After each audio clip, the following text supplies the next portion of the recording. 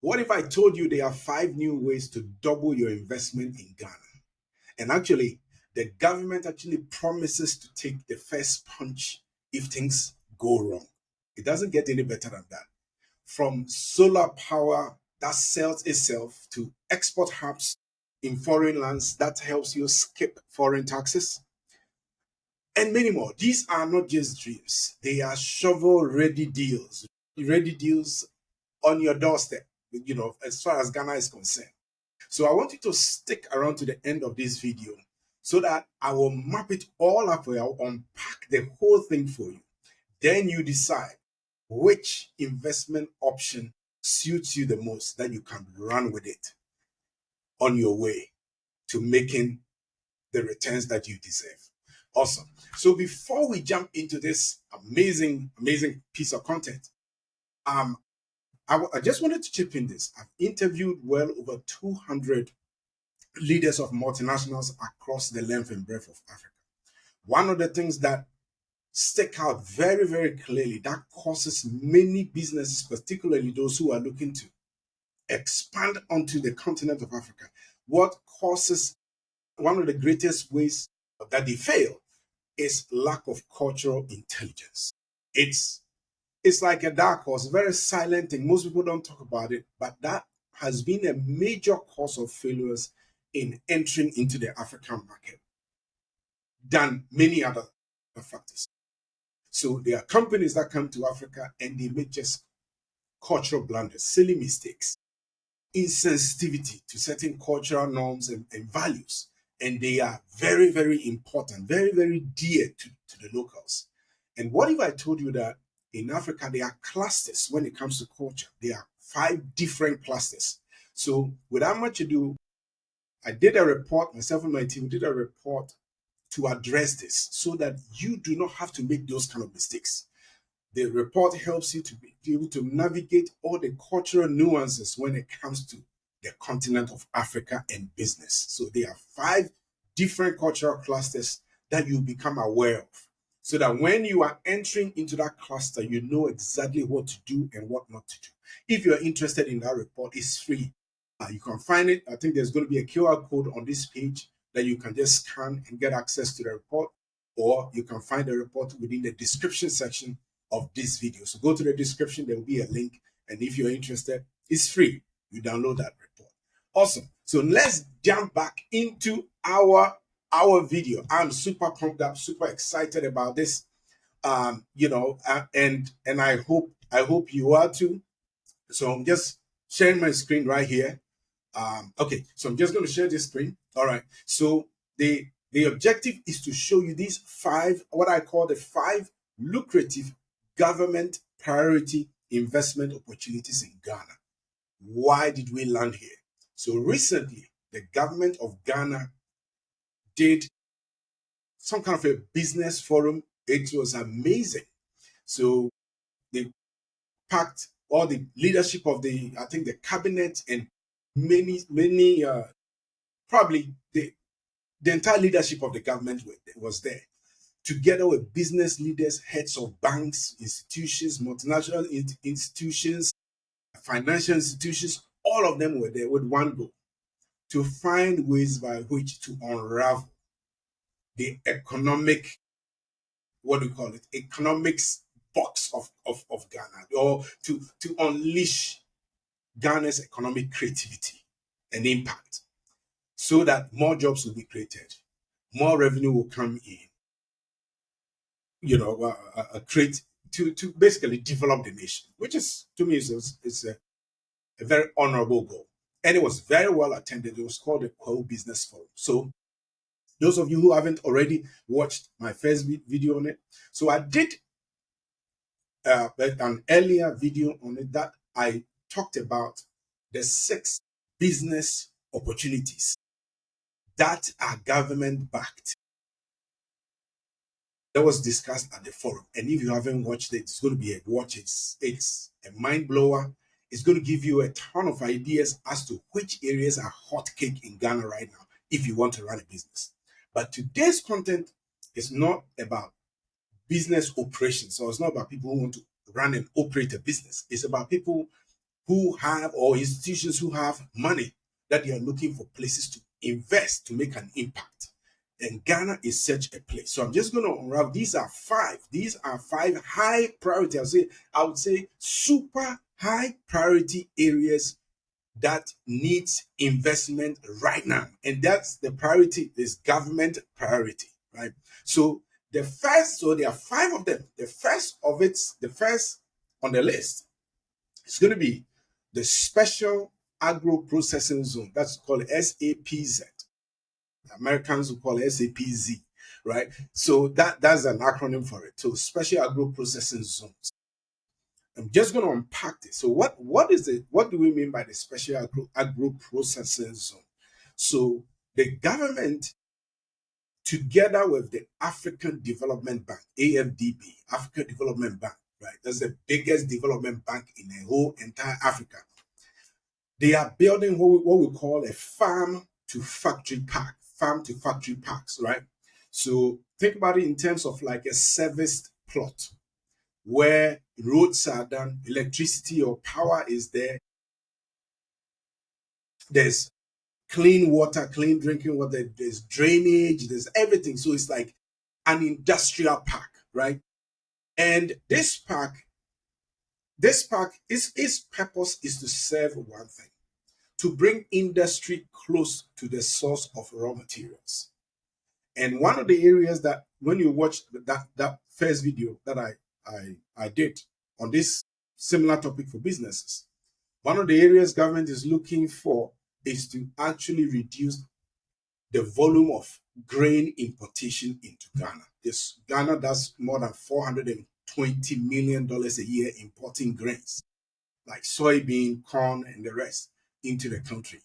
Government wants to severely curtail that so as to manage the currency fluctuations very well. I think they are doing a phenomenal job at that right now, but they want to do more. So this farm to factory parks offers road, power, and then silos for storage of grains and everything. So what the investor needs to do is just bring in their cash, right? Their cash to, to install these factories or these mills or these distilleries within these parks. So basically what they are going to do is the investor buys or leases a service plot from the government or the industrial park, the management of the industrial park. And one of the ones that the new kid on the block when it comes to industrial park that they're doing is in a place in the eastern region of Ghana called Afram Plains. That is a very, very fertile place for anything agriculture. Agriculture and fishing and everything is like a major fertile patch of land for Ghana when it comes to food production. So the government is taking a large swath of land there that they are currently working on to service that land, to make it as like service plot. So you come in, you lease, or you own a service plot. Then you invest in running a processing line. So whether you are running a feed mill or you are running some kind of a distillery, there that becomes your investment. Now, there are two ways to go here. So if you want to be a pure play investor, then what you can do is that you can liaise with the government to find out which areas, which kind of processing line the government is a high priority processing line. For me, feed mills is one of them. Vegetable oil mill is also one of them, and ethanol or processing cassava and these high sugar raw material, processing them into things like ethanol for export is also another. So what an typical investor could do is that you could buy the plot or lease the plot, bring in the machinery, and then do some kind of get a third party company to run the line for you, right? Together you package it with whatever terms and conditions that you have, maybe a 70-30 deal or 60-40 deal until you recover your cost, then you can do a 50-50 with that company that operates it for you. So that's, to me, that's one option. The other option is you can run this whole thing yourself as an investor so that whatever profits that come is yours. So what are the perks? The perks are very, very phenomenal in the sense that once you are able to come up with the output out of your production line, most of the output that's going to come out of it, government is even volunteering, or actually a government is promising to offtake them. Basically, Ghana through the Exim Bank will buy them from you. It's one of those things that you're doing it and you already have a customer ready to buy. It's not that you are not going to look for a customer. You are not going to market. There's no marketing expenditure here. The government is your biggest buyer. It's going to buy it. So Ghana Exim Bank is going to purchase these things off of you. So are large food companies as well, right? So your revenue is somewhat guaranteed. Then on top of that, you also enjoy a 5 to 10 year tax holiday. I'm going to go deeper into the incentives or the benefits pretty soon, but this is just a teaser of it, that you're going to enjoy 5 to 10 year tax relief. Corporation tax in Ghana is around 25%. So if you get 25% wiped off the plate for you, that is a big relief. Then as an investor, after you've run it for a while, maybe 5, 6, 7 years, you can now sell this to, there are a lot of pension funds that are looking for cash flow assets that you can sell this to. There are a lot of private equity companies that could buy this off of you, and many more. So the opportunity here is immense. So let's look at what a typical deal will be like. So let's say, hypothetically, you have anywhere between $10 to $30 million to invest in this. Producing or having a plant that does like 20,000 tons of cassava starch per year in this Afram Plains area. You're turning cassava starch into any refined product, whether ethanol or any other byproduct that cassava starch is used for.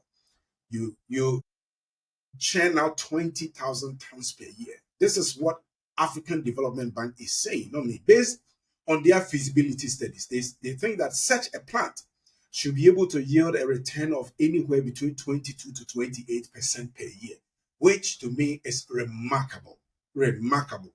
All right. So then let's jump into what I like the most, incentives. Everybody likes incentives. So do I. Right. So the first incentive is that there's during a 5 to 10 year corporation tax holiday. That means you pay zero tax for between 5 to 10 years. Right. Between 5 to 10 years. I think they may have to clarify who qualifies for 5-year tax relief and who qualifies for anywhere between 5 to 10 year tax relief. I think there may be some kind of thresholds you need to meet to be able to get the 10 years. But even if you give me 5 years tax relief, I think that I would take it and run with it. The next thing on the block, next incentive is that there's not going to be any import duty on the machines that you import. So if you are bringing heavy machinery or equipment that you import from either China or Germany or whatever it is, it's import duty free. To me, that is great because in Ghana, import duties are huge. Okay, so it costs a lot to import things. Then the third icing on the cake is 0% VAT inside the pack. So all the things that do your operations within the pack attract 0% VAT, which is great because VAT can also be expensive. You're talking about sometimes 15, 17.5%. And 000, you pay 0 VAT. Plus, you can have 20-year land title, which is clear, pre-cleared title, no quarrels, no issues with it. It's not like buying lands in Accra, another place that sometimes you can run into issues. 20-year peaceful land title that you can. Then after the 20-year, I think there's going to be room for you to be able to renew the lease of the land or whatever it is. So you can. Then, the last but not the least, Development Bank and Exim Bank offer low interest rate that stretches up to 15 years. These loans are cheap. By Ghana standard, they are very, very, very cheap. And they stretch it up to 15 years. for you. So that, to me, is a whole lot of perks.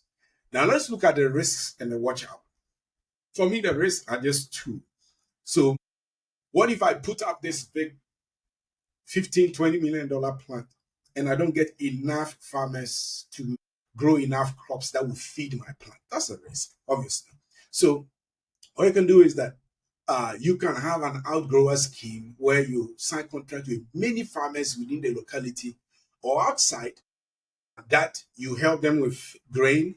We help them with grain and with training, so that at any point in time, the moment they grow those crops, automatically you have the first line of refusal, right? You are the they can't sell it to anybody except, of course, you first. It's only when you say, "Oh, I don't have capacity," then they can sell it outside. You can do that, wrap thousands of farmers under contract to get that done. That's kind of an outgrower scheme, which is very, very common in Africa.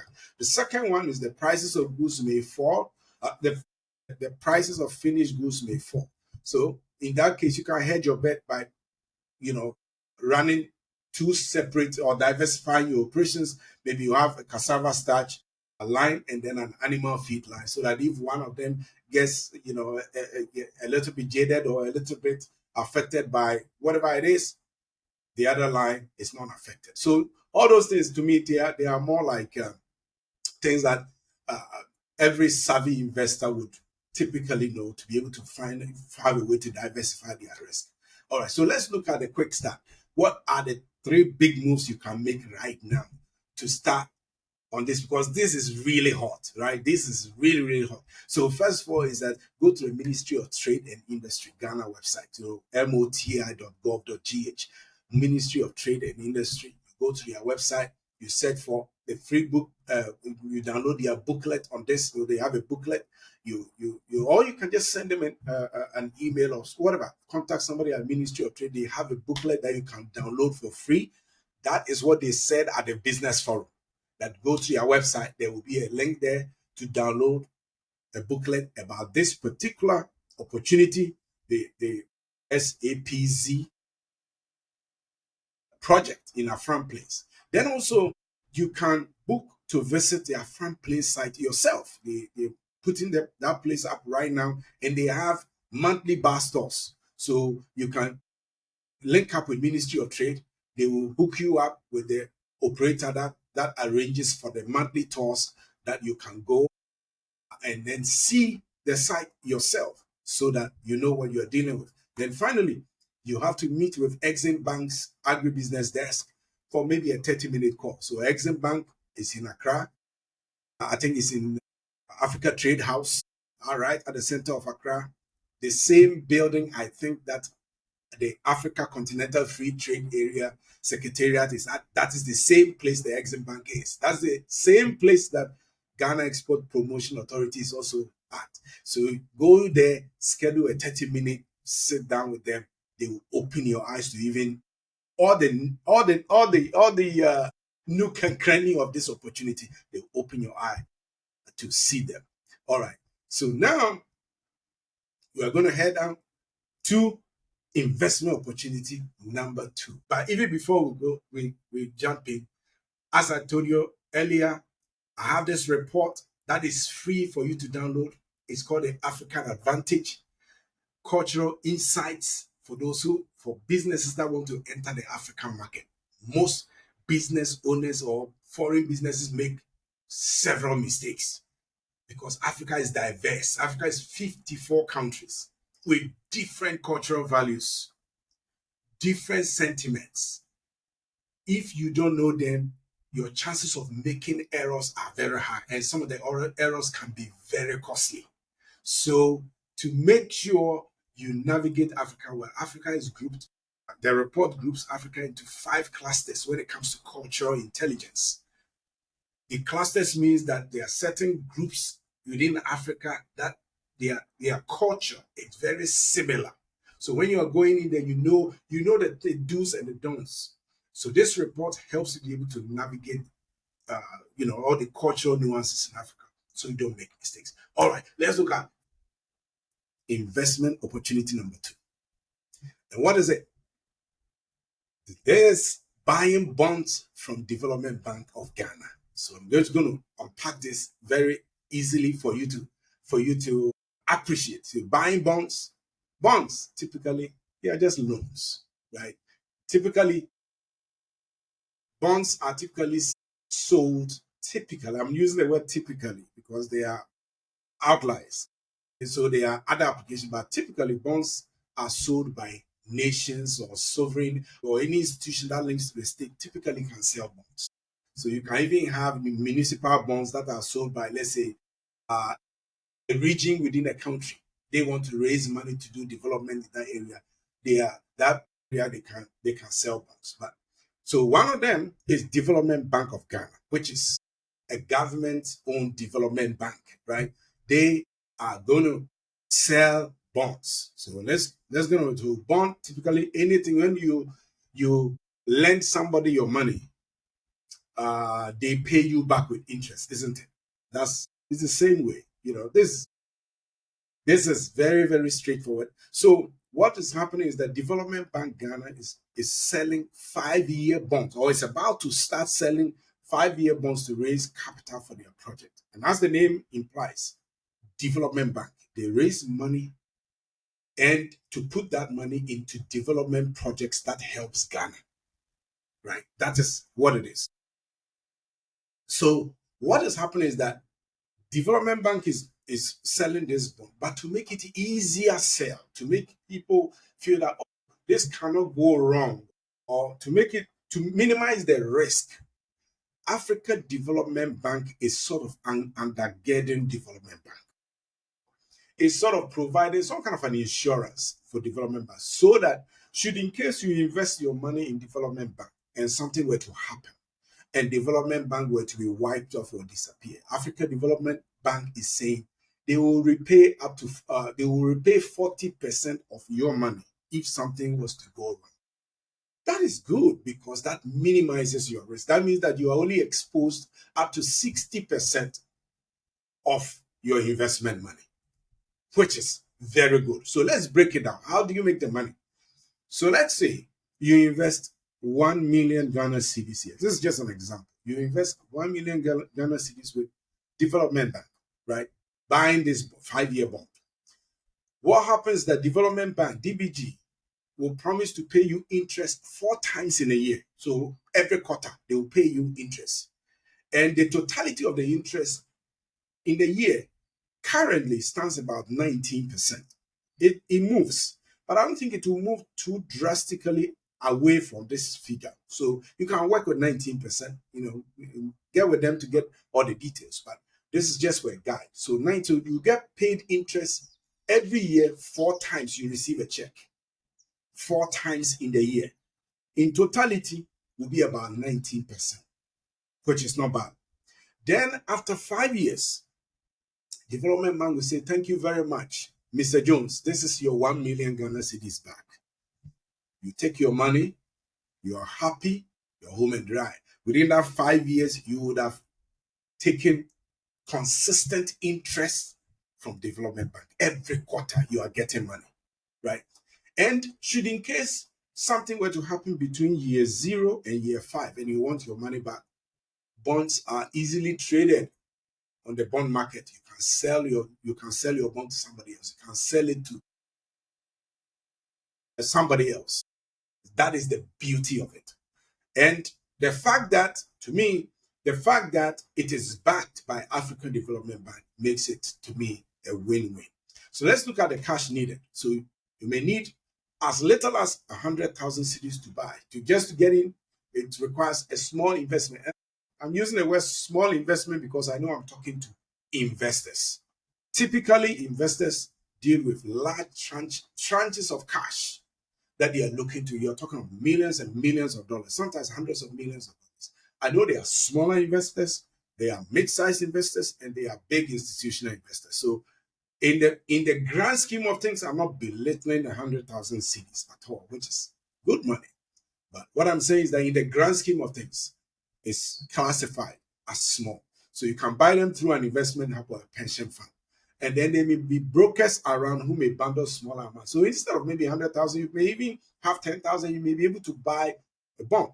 That is, if you work with a broker who will bundle it with other smaller investors for it to become bigger, and then he bulk invests it on your behalf, or he bulk purchases the bond for you. This is the reason why government likes it. This helps the bank to lend to farmers and small factories, because the government wants to promote agriculture, the entire agriculture value chain. And to do that requires investment. And where's the investment going to come from? Best investment comes from locals. And the bond offers people the opportunity to participate in this type of investment. Okay, so the next thing is that it keeps investors' savings inside Ghana instead of abroad. Instead of keeping all your money in Dubai and all the other places, you can bring your money home. Your money will yield you interest and also make a big impact, because it's going to be lent to, let's say, women-owned business or a struggling manufacturing plant that has excess demand, but they don't have the ability or the capacity to meet their demand. And your money goes in there to help scale that business. So for everything, there's a risk. So one of the risks, what if the city loses its value quickly?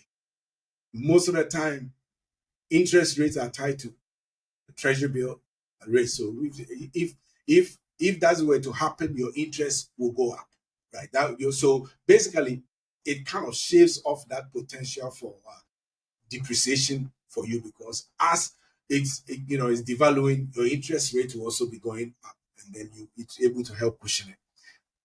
The next thing is, what if the development bank fails? If development bank fails, Africa Development Bank is there to at least throw 40% of your money back at you. But it's very, very unlikely that development bank will fail. It's a government bank. Most government banks don't fail. If the best person to be to have as a debtor is the government, because the government is a sovereign nation that will always fulfill its obligation. Right? So the risk is quite small. So what is your starter move? What's your quick move here? Open a securities account at any Ghana stock exchange broker. It only takes 1 afternoon to do that. And then ask the broker to add you to development bank bond waiting list. I understand there's a waiting list. Okay, so that means that it may well be oversubscribed. So if you want to jump in, probably you may have to act very quickly, right? Then your broker will give you some kind of a term sheet, maybe a pre-term sheet to read. Maybe typically it's a short 3-page summary of what the bond is all about. And that brings us to opportunity or investment opportunity number 3. That is Ghana trade houses abroad. Ghana trade houses abroad. So think about it in this sense. Have you seen the China malls that are springing up all over Africa? They are huge and they are everywhere, right? And what do they sell? They sell only made in China products, period. So why can't Ghana or do the same thing? So the concept is very, very simple. Think about warehouse and showrooms that only sell made in Ghana goods abroad or outside Ghana. The first such pilot has been done by GEPA, Ghana Export Promotion Authority. So they did one with Kenya. So there's one big such warehouse or showroom in Nairobi, Kenya, as I speak. So the first year that they did, they moved $6.5 million worth of goods in year 1, with a forecast EBITDA at 18%. What that means is that pure profit, right? Pure profit before interest, tax, depreciation, and amortization was 18%. So if those of you who are not accountants, it's very simple. To me, EBITDA is the purest form of profit. So you buy products, you buy, let's say, let me see, I have a stylus pen here. So you buy the stylus pen from somebody. Typically, the gross profit is how much they are selling it to you for minus how much it costs for them to produce this. That's typically gross profit. To me, that's not the purest form of profit, because there's going to be overheads, employees, staff, there's going to be cost of marketing, advertising, all those things. So after you've removed all the cost of making the product, the cost of overheads, rent, employees, marketing costs, advertising costs, what is left is called the EBITDA, earnings before interest, tax, depreciation, and amortization. So to me, that's the truest form of profit. So when they did that in the first year, they're seeing a profit forecast of 18%, which is not bad at all. So the government wants to replicate this model in many other places. So how do you make money? Very, very simple. You invest into a warehouse or into one of these showrooms. So if they are going to have a Ghana trade house in, let's say, Tanzania, and it's going to cost, say, $1 million, you invest as part of the pool, raising the $1 million, right? Then this is where you make your money back. So the exporters, the Ghanaian exporters, those who make like shea butter and essential oils and apparel, textiles, many other things, they rent shelf spaces. They are not going to be physically there in those showrooms, but that's going to be managed by the Ghana Export Promotion Authority. They manage that whole thing for you together with other. I guess they probably may outsource some of the operations to locals within those countries. So they will manage that for you. They will run the entire showroom and warehouse on behalf of Ghana. But the shelf space is going to be, so the exporters are going to send their goods there on consignment, right? And then they're going to put them on the shelf. So as Kenyans are buying them, first of, exporters pay rent. That's the first thing. Number two, there's a second tier of income here. They also pay a commission on sale, and it ranges anywhere between 5 to 10% of every sale. So in the case of Kenya, as they made 6.5 million, or is it $6.5 million in year one as an experiment or as a test case, and they are doing 10% commission. That is the investors who own that facility. On top of the rent that they are collecting, they are also going to be making $650,000 on the back end of the sale. So it gets sweeter and sweeter. So when sales grows, the warehouse company becomes more valuable. Then later on, you can sell your shares for a higher price. There are many funds out there that would want to buy into this because government is involved, right? Okay, so what is the cash needed here? To me, I'll classify as between small and medium. So $1 million could buy you a slice of a new warehouse, let's say in Tanzania, maybe Morocco, or anywhere else that Ghana made products are in high demand. That GEPA, together with Ministry of Trade, think that Ghana needs to have a trade house there. I think that concept is expanding. And as I speak with you, Kenya also has a trade house in Ghana. It works both. It's a bilateral deal. So whatever you do there, they do here. So that is an opportunity. So a $1 million slice can be able to maybe get you about 30% of the warehouse. And you get to start accruing the benefits of that kind of investment, right? So why does the government like it? The government like is very obvious because it boosts Ghana's exports and foreign currency. It does that. And then the cool part is that because of the Africa Continental Free Trade Area Agreement, basically you are exporting products into somebody else's country almost duty-free because of that. So there's that kind of tax-free, duty-free thing that exists between both nations. So the same way as Kenya is also having a trade house in Ghana, their goods come in duty-free. Okay. So then what are the incentives? The incentives, yes, the duty-free window has been negotiated between Ghana and Kenya. And I think it's going to be the same for any other trade house that they are going to be, they are going to come up with, right? Then the next thing is that if you are an investor in this project, the Ghana Free Zones our Ghana Free Zones Board treats your equity as an export booster. What you're doing, basically, that's what it is. Your money is helping boost Ghana's export. Therefore, the government will cut you some slack, right?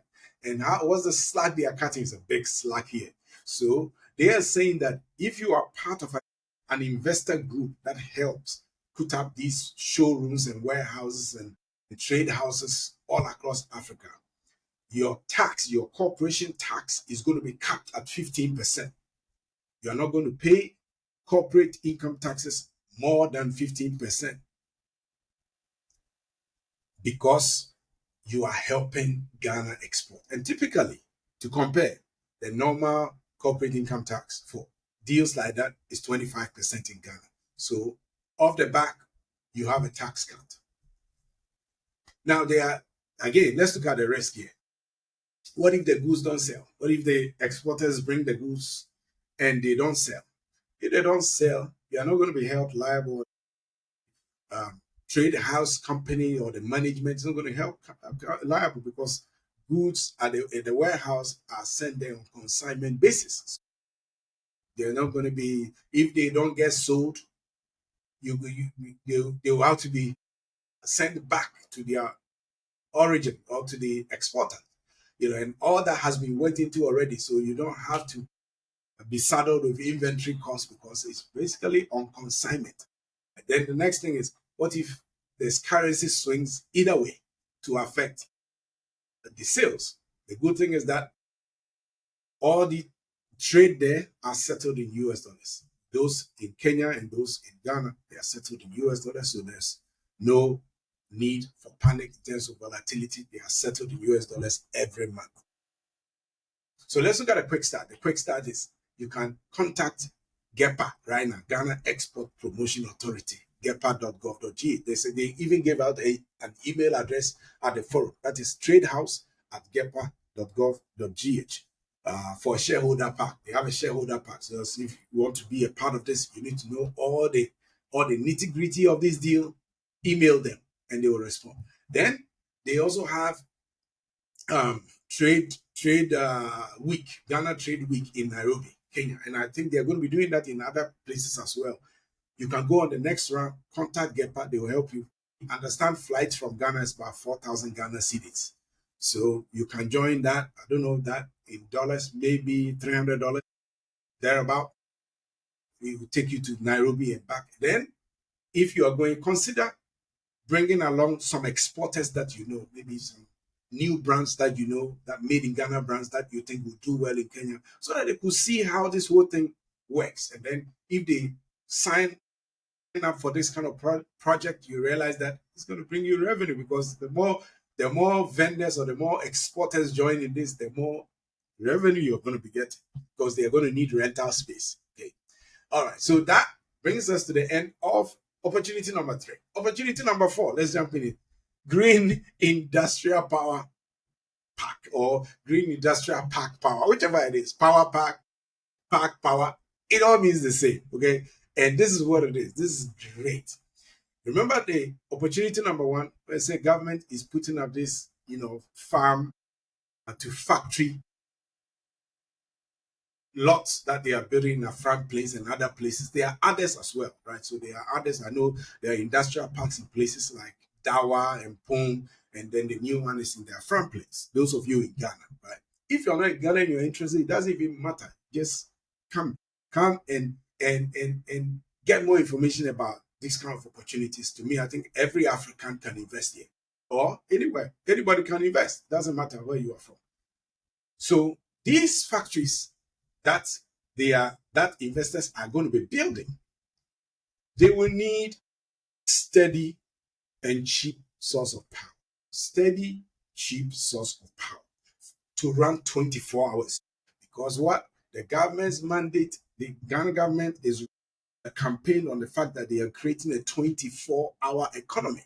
So 24-hour means you have industries that are running around the clock, non-stop.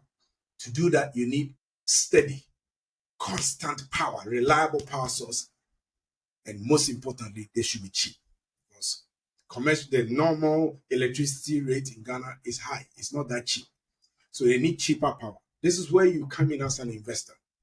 So you build a solar farm plus big batteries inside the industrial park, okay, and sell electricity at a discount compared to the national grid. Government wants you to come and do this. It's not that we are making this up. This is what they said. Government said we want people to do this because it will take a long while for government to be able to work on the the national grid to bring costs down to a point where it's very attractive to industries. That's what they need the private sector to come in and bring green energy into our industrial parks, because bringing green energy to industrial parks means that costs are low. That means the cost of producing those items are low. That means when the goods get on the market, it's going to be cheaper for the average person to be able to buy.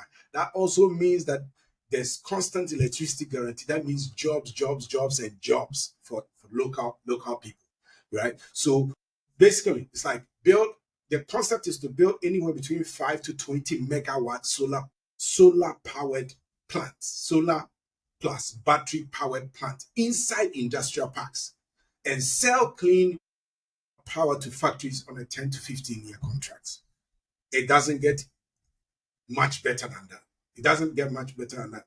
And the reason why this is important is that I think I saw a report that said that such a plant will be able to charge something like 9 cents per kilowatt hour, compared to what is currently available, compared to the national grid that charges somewhere around 17 cents per kilowatt hour. So look at the difference. 9 cents, you're selling, companies can buy energy or electricity that's reliable, stable, constant. It doesn't falter for 9 cents. Whereas on our national grid, it's 17 cents. You see the savings they would unpack for this type of opportunity. So this is how you make money. You sign a 10-year power contracts with the factories before you start, right? So this is a big deal. So you sign, you get with them, the ministry and the people that are involved, and you see them at the end when I show you the three steps or the three things to start immediately. That is going to be there.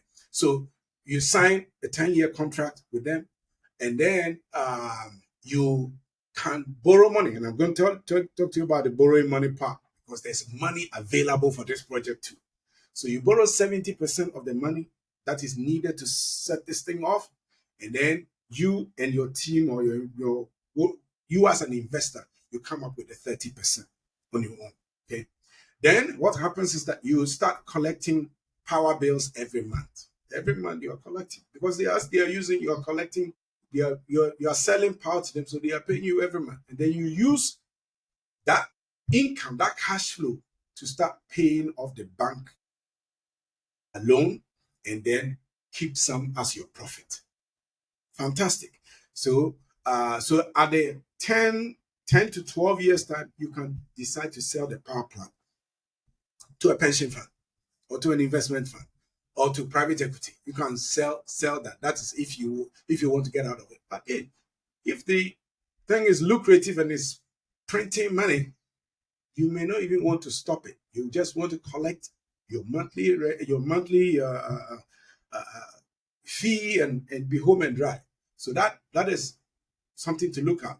So I would call this like a medium type of investment in terms of cash needed, because you need something around $6 million for a 10 megawatt plant. That is a plant that's enough to power 4,000 homes or several factories. And this is how it works. As I said, say 6 million is all you need.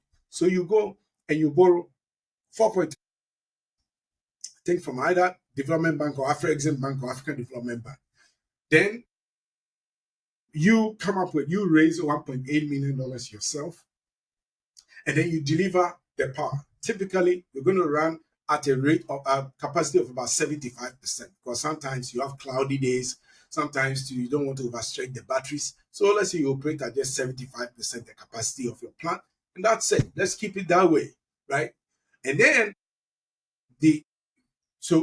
based on estimations run by the African Development Bank and all the development banks that lends for this kind of project, they're estimating that your $1.8 million that you chip in could end up bringing anywhere between $300,000 to $600,000 per year.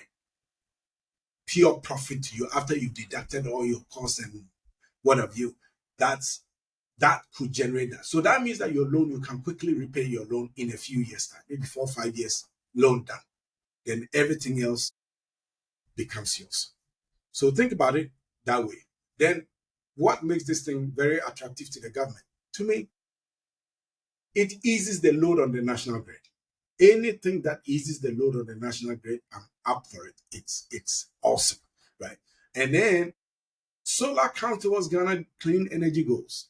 And also you pay zero company tax for 10 years for this deal. Zero company tax. I know the incentives are here. I'm going to mention them. So the incentives are very simple. For the first 10 years, your company that runs this plant, you pay no corporation tax. As long as you sell at least 70% of your electricity to factories inside the industrial park. It's that simple.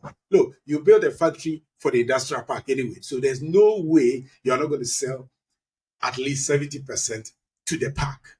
That also leaves room that, hey, you can also equally sell power to neighboring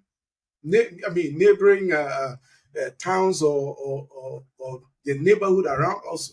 That makes it very lucrative. So first of all, 10 years tax holiday, corporation tax holiday, 10 years.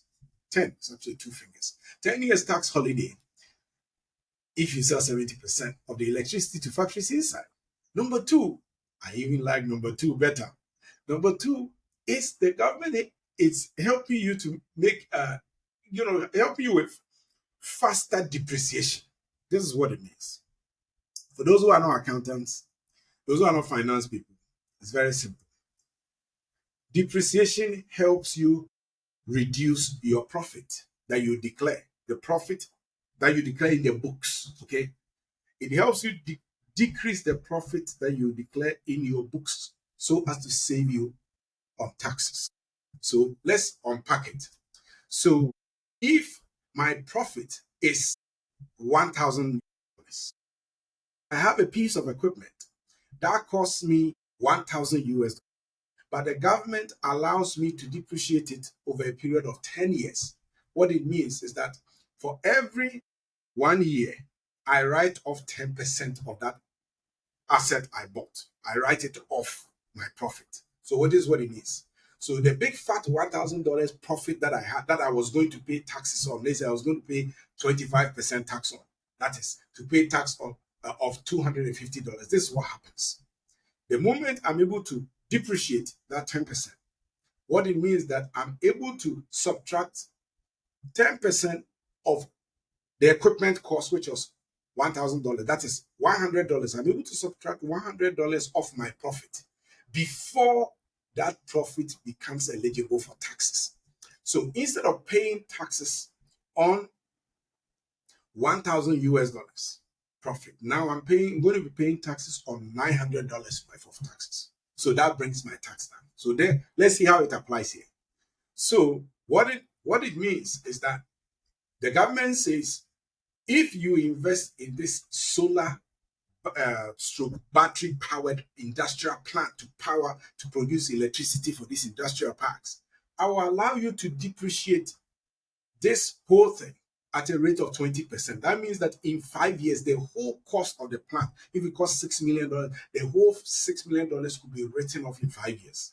So what it means is that if, let's say I'm going to use $10 million for ease of calculations, okay? So let's say the plant costs $10 million. You build, let's say, a 20 megawatt plant for $10 million.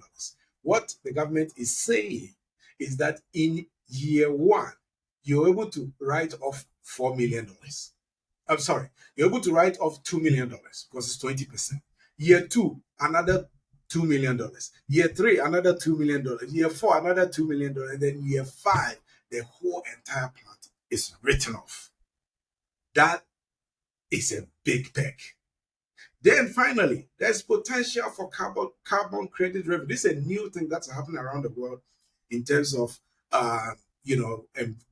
green energy, environment, sustainable development. the world they're putting together a system whereby basically we are rewarding countries, organizations, institutions that do well with the environment, that preserve the environment, and providing solar energy qualifies for that. So it is estimated that you get paid $3 per megawatt hour, right? Megawatt hour. So every if you are running a 1 megawatt plant and you are transmitting electricity to other people, for every 1 hour that you transmit the electricity for that plant, you get $3. And assuming you're going to run this plant for 10 years, this amount adds up quickly. That could be cool money, residual income that is coming in for you to be able to probably pay some payroll, so that you don't have to use the company's resources to pay payroll, or to maybe pay office utilities or whatever it is that you need to pay for. But to me, one of the main costs is payroll costs. You may be able to use your carbon credit revenue to offset some payroll costs, and that will come in very handy. Let's look at the risk. What if the factory refuses to pay? It will not happen, because that your plant is going to be managed by the management of the industrial park together with you, though, or they will collect the payments on your behalf and hold the account in a shared escrow. Obviously, they will take a commission, but you will take the big chunk of the money. They will make sure that the tenants will pay. They will collect the money on your behalf, so there's no worry. What if the technology becomes cheaper with time? Look, what you could do is you can do it in phases. If you want to maybe build a 20 megawatt plant, maybe you may start with maybe 10 megawatt and then phase in through 2 to 3 phases. At that point, the cost will level, or the cost will average out to make to diminish or minimize the risk, right? So first thing to do is sign an MOU with a park developer. So you can go to Pong Industrial Park, Dawa Industrial Park, and the upcoming Afram Plains Industrial Park. Get with them. They will have websites. Get with them. If I see they have website, I'll put them in the description so that it makes it easier for you. Get with them. They have standardized MOU packs that you can look at, and then if you negotiate with them, sign an MOU with them, right? Then the funding is going to come from AfricaInsights Bank. They're going to give you soft loans for up to 12 years. So go to AfricaInsights Bank, secure a term sheet with them. AfricaInsights Bank, and I think they also have an office in that same building in Accra. Africa Trade House, whatever it is the name is. It's a big, tall building in Accra. But you can check them out online. Secure a meeting with AfricaInsights Bank in Accra, and then you'll be able to have this kind of discussion, and then begin to have great impact study with the Energy Commission of Ghana. So contact Energy Commission, share your vision, share your ideas with them. They will be able to give you a lot more insight than I ever can. That's above my pay grade. So that is a quick start. That's a quick start. So that brings us to the final opportunity. All of these opportunities were couched at the Core Business Forum. And I want you to, first of, as you are going through this, share with me in the comments which one of the opportunities really, really, really sits well with you. Final opportunity. And I love this one. That is the Venture Capital Trust Fund, right? And there are 2 funds that the government has set up, 2 funds. And I'm going to talk about them. The first one is called the Juma Fund. The Juma is a local dialect for jobs or job or work, Juma, job. And then a 24-hour fund. I'll get deeper into it. Typically, what is venture capital? Very simple. For those of us who are not, who easily get bored with all these kind of technical jargon, so I want to break it down. So venture capital is very simple. It's just buying smaller slices of younger companies in the hopes that a few of them will use model and will blow up, right? So you buy small pieces of smaller startups, smaller companies. And with time, definitely, some of them get blown up. So Venture capital is typically used in the tech world, technology world, where you have big companies. I know some of the global ones, like Sequoia Capital is one of them. Kosha Ventures is another one. And the other one is Anderson Horowitz, 16Z. These are big venture firms. They buy they buy shares into many small startup companies. And they manage their investment. They help these startups, and then some of the startups become blowout ventures, and they become like 1,000 times returns or 10,000 times the return. So you are talking about companies like Instagram and Airbnb and Facebook. All these were breakout. They broke out VC or the venture capital. So let's bring that to Ghana or to Africa. So Ghana has a Ghana Venture Capital Trust Fund managed by the government. Okay, this is a government agency. And they are creating two new VC funds where the government agrees to take the first hit if things go badly. That is a good sign. That means that if you invest in the Ghana Venture Capital Trust Fund, in this fund, these two funds, the Juma Fund and the 24-hour fund, and things were to go south, government is saying, don't worry, you're not going to lose all your shares. The first 20% of your loss, I will absorb it so that you're only exposed to 80%. So let's look at the details. How do you make money? You and other private investors put money into the fund. Okay. Because eventually you need small, everybody contributing small money into a venture capital fund. Okay. The fund managers share in 20. The fund managers, they buy shares in 20 to 30 small businesses. These are like promising startups, tech startups, and the focus is on tech startups, green energy, and companies that will run shift or automation work that run 24 hours. That's the emphasis. So promising tech in every sector, maybe agro-tech or whatever tech, and then green energy, renewable energy companies, and then any kind of shift manufacturing kind of business, they want to purchase shares in those companies. So the fund will buy shares will bundle about 20 to 30 of them. Okay, and I'll explain why that is very critical. That's very important. So when a startup becomes big, or in modern term, they blow up. When the startup blows up or is bought, then the fund sells shares for a profit. So when they get blown up, that's why. So let's say a company like Paystack is like $1 billion company, or not billion, but they're a unicorn. They are worth billions now. The other one, these are financial fintech companies, financial tech companies, right? Flutterwave is another one. These are all big companies that started as small startups. So assuming your money was invested in Paystack equivalent, right, in Ghana, or Flutterwave equivalent in Ghana, then now you get to participate in the upswing where they are now worth billions of dollars.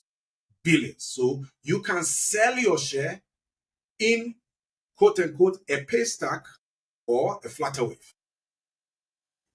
You will be very happy because you will now earn in multiples. Sometimes when some of these companies they exit, sometimes they exit in multiples of 100x or 1000x.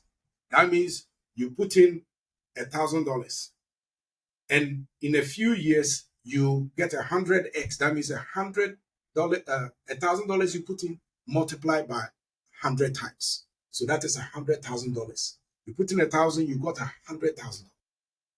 Or sometimes it could well be 1,000x or even a 10,000x. It happens. It doesn't happen all the time, but it does happen sometimes, right? So when the startup becomes big, they sell shares, they're home and dry. And then profits, at the point that the startup has become profitable and they have sold the shares, profit that will come in, they will split it 80-20. So 80% to the investors and 20% to the organization that manage the fund. That is the venture capital trust fund. They will take 20%. I think it's fair, right?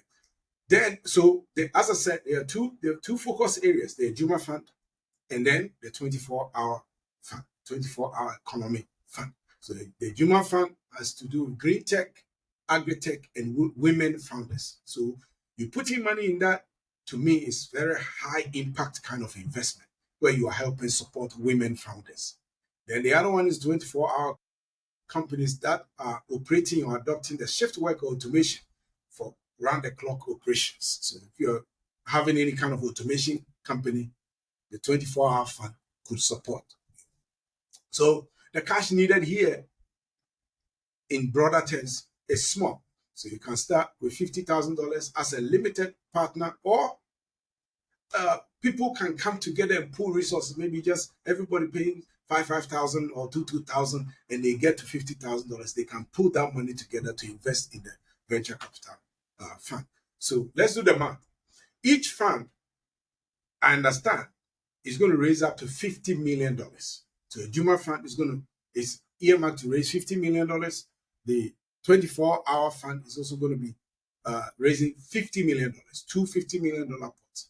So government takes the first hit if losses happen, up to 20%, right?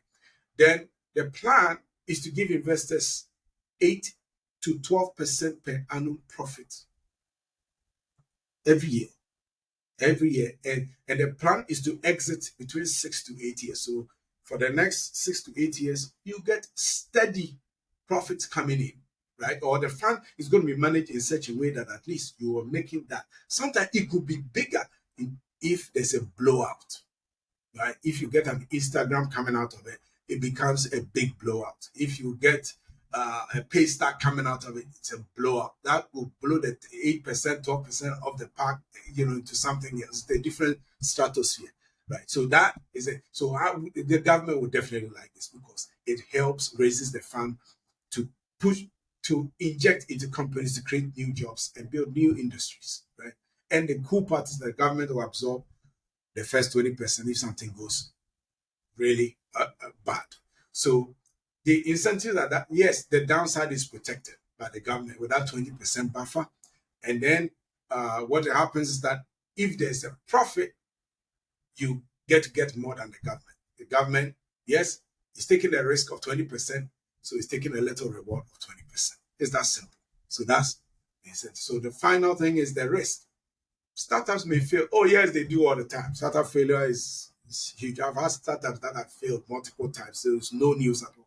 It's part of the ecosystem. That is why that risk is mitigated by the fact that the fund is going to pull between 20 to 30 companies together. It's unlikely that all of them will fail. No, it's unlikely. Some of them will fail. Some of them will do just okay. Others will blow out. And venture capital, the whole business model is modeled after those 1 or 2 or 3 companies that blow out of the lot. Because just one blowout can carry all the losses of the other 22. That's how it is. That's the business model for venture capital. But in this case, your money ends up doing good for Ghana, helping development, helping creating jobs, right? Then the other risk is that what if after the 6 to 8 years, it's very difficult to find a buyer to buy the business so that investors can exit out of it? Yes. There's also a backdrop with Ghana Stock Exchange. If there's not a physical buyer who can buy, they can work with Ghana Stock Exchange because government is involved to list this company on the stock exchange so that others can buy shares. And as they are buying shares, you can trade your shares on the greater Ghana Stock Exchange. So either way, you win. All right. So this brings us to the end. But actually, before then, let's do the quick start. So first thing is request a limited partner pack from Venture Capital Trust Fund using this email, ir@vctf.gov.gh. This is the email they gave at the business forum. So reach out to them to get the pack so that you understand what you are going through. And then they're going to run some kind of if you're going to be a part of it, you're going to have to run what the KYC means, know your customer or know your client. it's kind of a part of a due diligence to prevent against, I think, money laundering and all those things. So if you're going to put in $50 million or $50,000, whatever money you want to put in, they want a trail to know where that money is coming from. So you have to know your customer. So they would run some kind of know your customer checks to before you can put in that company. And then the final one is that I think this fund is going to be operational in the Q4 of 2025.